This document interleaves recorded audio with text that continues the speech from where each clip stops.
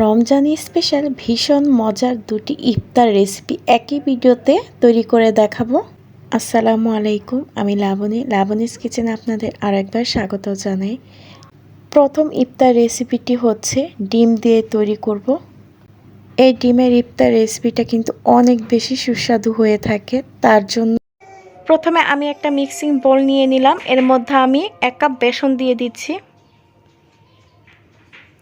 এখন দিয়ে দিচ্ছি হাফ চা চামচ লবণ বা স্বাদ মতো, দিয়ে দিচ্ছি 1 চা চামচ হলুদের গুঁড়া, হাফ চা চামচ লাল মরিচের গুঁড়া, হাফ চা চামচ জিরার গুঁড়া, হাফ চা চামচ গোলমরিচের গুঁড়া।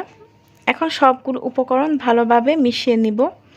আপনারা চাইলে কিন্তু এখানে বেসনের পরিবর্তে ময়দা কিংবা আটাও ব্যবহার করতে পারেন, কোনো সমস্যা নেই। তো সবগুলো উপকরণ ভালোভাবে মিশিয়ে নেওয়ার পর এখানে আমি নর্মাল পানি দিয়ে দিচ্ছি। তো অল্প অল্প করে পানি দিয়ে এখন আমি এই ব্যাটারটা তৈরি করে নিব। তো একদম বেশি পানি দিতে যাবে না, প্রথম অবস্থাতে অল্প অল্প করে পানি দিয়ে কিন্তু এই মিশ্রণটা তৈরি করে নিতে হবে। এখন আমি ভালোভাবে চামচ দিয়ে নেড়েচেড়ে মিশ্রণটা তৈরি করে নিচ্ছি। তো আমার এখানে হাফ কাপের মতো পানি লেগেছে, আপনাদের হয়তো বা একটু কম বা বেশি লাগতে পারে। তো ব্যাটারটা এরকম হয়েছে। সর্বশেষে আমি একটু ধনিয়া পাতা কুচি দিয়ে দিচ্ছি। তো এখন আমি আবার ভালোভাবে নেড়েচেড়ে মিশিয়ে নিচ্ছি ধনিয়া পাতাটা বেসনের সঙ্গে।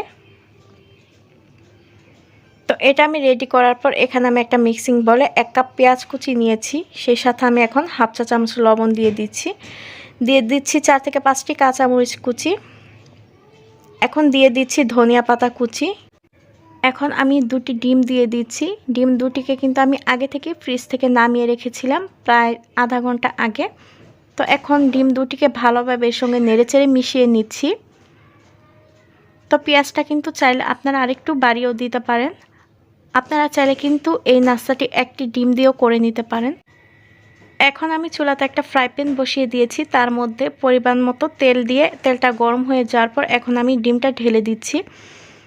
তো চারপাশ দিয়ে আমি ছড়িয়ে দিচ্ছি। এখন আমি ডিমটাকে ভালোভাবে একটু ভেজে নিব।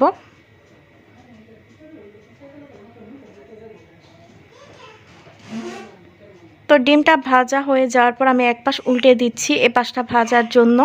ডিমটা ভাজা হয়ে যাওয়ার পর এখন আমি এই তো এরকমভাবে লম্বা লম্বা করে একটু কেটে নিচ্ছি। তো এই তো দেখুন ডিমগুলো কিন্তু আমি এভাবে কেটে নিয়েছি। আপনারা চাইলে কিন্তু আরেকটু লম্বা করে কেটে নিতে পারেন, বেগুনের মতো করে কিন্তু কেটে নিতে পারেন চাইলে। তো এখন আমি বেসনের ব্যাটারটার মধ্যে এই ডিমের টুকরোটা চুবিয়ে নিচ্ছি ভালোভাবে, চারপাশটা কিন্তু বেসন দিয়ে নিচ্ছি। এতে করে কিন্তু এটা খেতে ভীষণ ভালো লাগবে। এখন আমি গরম তেলে ভেজে নিচ্ছি একে একে সবগুলো নাস্তা। তো প্রতিটা নাস্তা কিন্তু আমি একইভাবে বেসনে চুবিয়ে তারপর ভেজে নিচ্ছি। আপনারা চুলার আঁচটা কিন্তু মিডিয়ামে রেখে তারপর ভেজে নেবেন। তো চুলার আঁচটা কিন্তু বাড়িয়ে ভাজলে উপর থেকে কালারটা নষ্ট হয়ে যাবে, আর কি উপর থেকে পুড়ে যাবে, ভেতর দিকে সিদ্ধ হবে না, তখন কিন্তু খেতেও খারাপ লাগবে। তো চুলার আঁচটা আমি মাঝারি করে সবগুলো নাস্তা ভেজে নিচ্ছি। তো নাস্তাটি ভাজা শেষে এখন আমি গরম গরম পরিবেশন করে নিচ্ছি। দেখতে পেলেন ঝটপট ডিম দিয়ে ভীষণ মজার এই ইফতার রেসিপিটি তৈরি করে নিলাম। বাসায় আপনিও চাইলে একবার এই ইফতার রেসিপিটি তৈরি করে দেখতে পারেন ডিম দিয়ে। বাড়ির সবাই কিন্তু খুবই পছন্দ করে খাবে, সাথে বাচ্চারাও কিন্তু খুবই পছন্দ করবে। সবজিটাও ব্যবহার করে তারপর বাচ্চাদের দিতে পারেন। প্রথমে চুলাতে একটা হাঁড়ি বসিয়ে দিলাম। এর মধ্যে এখন আমি সামান্য পরিমাণ পানি দিয়ে নিচ্ছি। পানিটাকে আমি এখন ফুটিয়ে নিব। তো পানিটা ফুটে এসেছে, দেখতে পাচ্ছেন। এখানে আমি 1 প্যাকেট নুডলস নিয়েছি। তো নুডলসটাকে এখন আমি ভেঙে তারপর পানির মধ্যে দিয়ে দিব। ফুটন্ত পানিতে নুডলসটা আমি ভালোভাবে সিদ্ধ করে নিব। তবে একদম বেশি সিদ্ধ করার প্রয়োজন নেই, তাহলে নুডলসটা কিন্তু একদম নরম হয়ে যাবে। তো আপনারা চাইলে কিন্তু নুডলসের পরিমাণটা আরও বাড়িয়ে নিতে পারেন।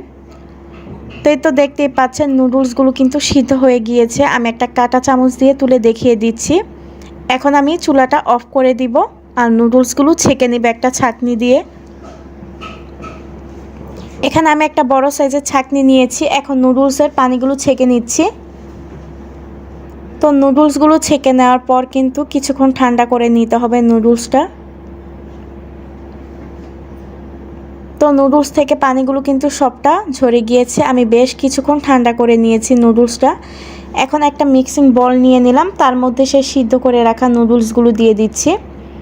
এখানে আমি 1 কাপ পেঁয়াজ কুচি নিয়েছি। পেঁয়াজটাকে একদম মিহি করে কুচি করে নিতে হবে। 3 থেকে 4টি পেঁয়াজ নিলেই হবে। নিচ্ছি 2 টেবিল চামচ কাঁচামরিচ কুচি। এখন দিচ্ছি 1 চা চামচ হলুদের গুঁড়া, দিয়ে দিচ্ছি হাফ চা চামচ লাল মরিচের গুঁড়া, দিয়ে দিচ্ছি স্বাদ মতো লবণ। এখন দিচ্ছি হাফ চা চামচ আদা বাটা, হাফ চা চামচ রসুন বাটা। এখানে আমি মটরশুঁটি নিয়েছি, হাফ কাপের মতো মটরশুঁটি দিয়ে দিলাম। মটরশুঁটিগুলো সিদ্ধ হতে যদি বেশি সময় লাগে আপনারা চাইলে একটু ভাপিয়ে নিতে পারেন। এখন এখানে আমি 1 কাপ সিদ্ধ করা আলুগুলো ম্যাশ করে দিয়ে দিলাম। এখন দিয়ে দিচ্ছি 1 চা চামচ টমেটো কেচাপ, আপনারা চাইলে চিলি সসটাও দিতে পারেন। এখন নুডলসের ভেতর যে মশলার প্যাকেটটা থাকে সেই 1 প্যাকেট মশলা আমি এখানে দিয়ে দিচ্ছি। এখন হাত দিয়ে ভালোভাবে চটকিয়ে মেখে নিচ্ছি। আপনারা চাইলে কিন্তু এখানে গাজর বা ক্যাপসিকাম ছোট কিউব করে কেটেও ব্যবহার করতে পারেন। আমার হাতের কাছে ছিল না বিধায় আমি দিতে পারি না, আপনাদের হাতের কাছে যদি থাকে তাহলে দিয়ে নেবেন। এখন আমি হাতে কিছুটা তেল মেখে নিলাম। এখন এখান থেকে কিছুটা মিশ্রণ হাতে নিয়ে নিচ্ছি। এখন গোল গোল বলের মতো তৈরি করে নিব।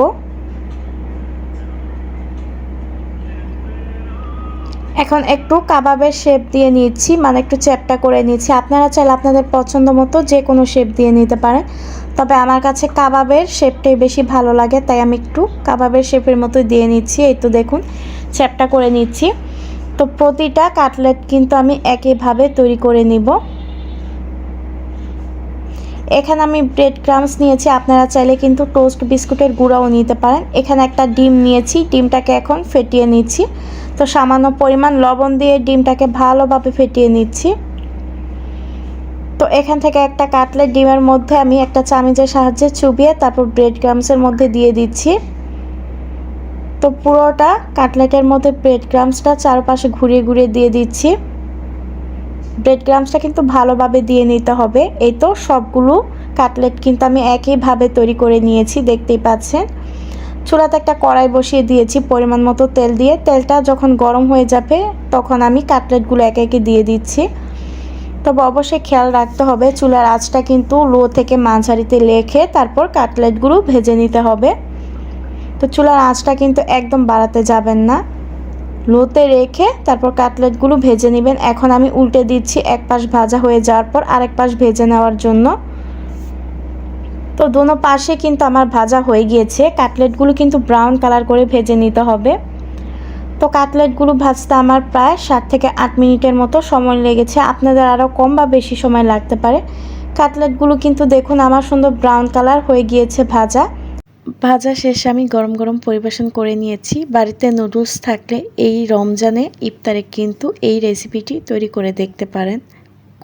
খেতে কিন্তু অনেক বেশি টেস্টি হয়ে থাকে এই নুডলসের কাটলেটটি। আজকের মতো এখানে বিদায় নিচ্ছি। সবাই ভালো থাকবেন, সুস্থ থাকবেন। আল্লাহ হাফেজ।